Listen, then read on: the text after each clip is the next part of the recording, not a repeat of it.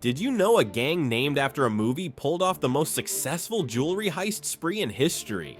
The Pink Panthers got their name after hiding a stolen diamond in face cream, just like the classic film.